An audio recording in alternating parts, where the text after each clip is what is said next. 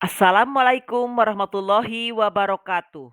Kesimpulan dan refleksi pemikiran Ki Hajar Dewantara oleh Heni Herliani MPD, calon guru penggerak Kabupaten Bogor. Sebelum mempelajari modul filosofi Ki Hajar Dewantara pada program Sekolah Penggerak, saya sadar ternyata pemikiran dan metode dalam penyampaian pembelajaran saya selama ini salah.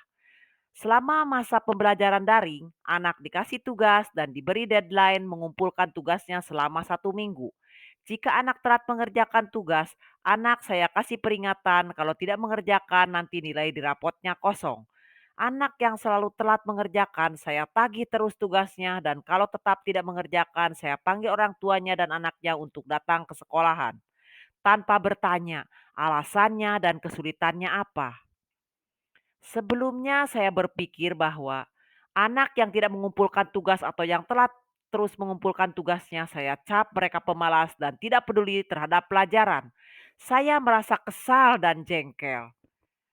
Mengapa mereka selalu terlambat bahkan mengabaikan tugas darinya padahal mereka punya cukup banyak waktu untuk mengerjakannya.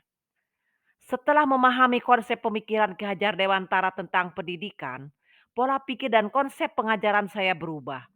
Saya sadar bahwa saya sudah keliru dengan pola pengajaran saya selama ini. Siswa hanya dijadikan sebagai objek pembelajaran. Seharusnya merekalah sebagai pemegang kendali. Sebagai pendidik, kita hanya perlu menggali, mengenali, mengembangkan, menuntun serta segala potensi dan segala karakter, segala keunikan masing-masing sehingga mereka menuju tujuannya masing-masing. Anak bukanlah kertas kosong, ibaratkan kertas buram yang sudah terisi. Isinya adalah kodrat anak. Tugas kita sebagai guru adalah menuntun, merawat anak sesuai dengan kodratnya. Perubahan yang saya rasakan setelah mempelajari filosofi Ki Hajar Dewantara. Pemikiran saya berubah setelah mempelajari filosofi pendidikan dari Ki Hajar Dewantara. Ternyata anak tidak boleh diperlakukan seperti seekor burung dalam sangkar. Pemikiran beliau mencerahkan pemahaman selama ini yang saya yakini. Anak harus diberlakukan seolah-olah seperti burung di luar sangkar. Siswa diberi kebebasan berinteraksi dengan sumber belajar yang beragam. Menggunakan sistem Among. Pola pembelajaran yang akan saya lakukan adalah menggunakan sistem Among. Seorang guru semestinya mampu menjadi pamong, mendidik dengan welas asih sesuai dengan pertumbuhan dan perkembangan si anak. Sistem pendidikan yang terbaik adalah yang mampu menumbuhkan disiplin dan pemahaman mengenai kesejatian hidup dari dalam diri siswa sendiri. Merdeka belajar. Merdeka belajar mengandung makna bahwa kegiatan belajar tidak hanya terbatas di ruang kelas. Belajar bisa dilakukan di mana saja. Semua orang bisa menjadi guru. Alam semesta menjadi ruang tidak terbatas untuk memperoleh ilmu. Tujuan utama dari program Merdeka Belajar adalah untuk membebaskan para siswa, guru, dan sekolah dari berbagai hal yang membelenggu. Pendidikan sebagai tuturi handayani berperan dalam mengasuh, membimbing anak sesuai kodratnya agar jiwanya merdeka lahir dan batin. Guru memberikan kebebasan pada anak dalam memilih gaya belajar yang mereka sukai. Kodrat alamiah anak yaitu bermain atau dalam istilah bahasa Jawanya dolanan. Pengajaran di sekolah harusnya diselipi dengan permainan sesuai dengan kodrat alamiah anak yaitu bermain. Jadi belajar harus diselipi dengan dolanan anak sesuai dengan budaya setempat dan simulasi permainan dalam pembelajaran. Merdeka belajar kodrat alamiah anak bermain jadi diterapkan di budaya lokal dalam pembelajaran.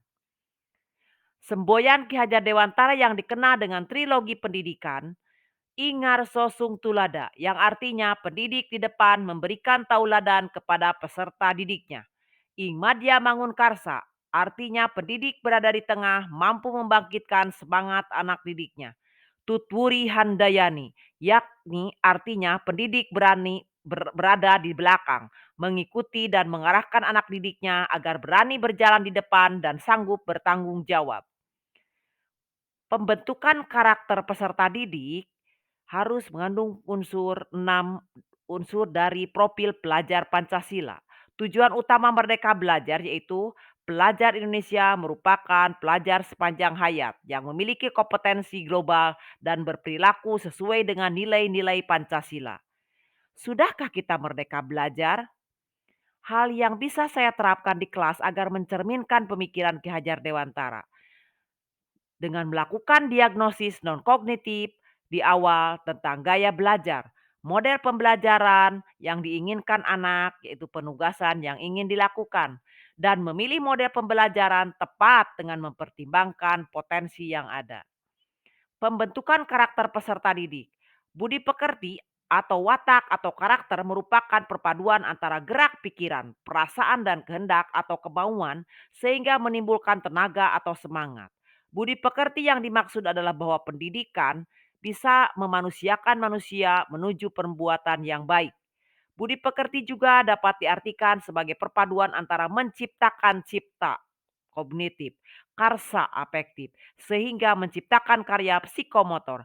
Penciptaan budi pekerti dimulai dari teladan pendidik, ingarsa sung tulada.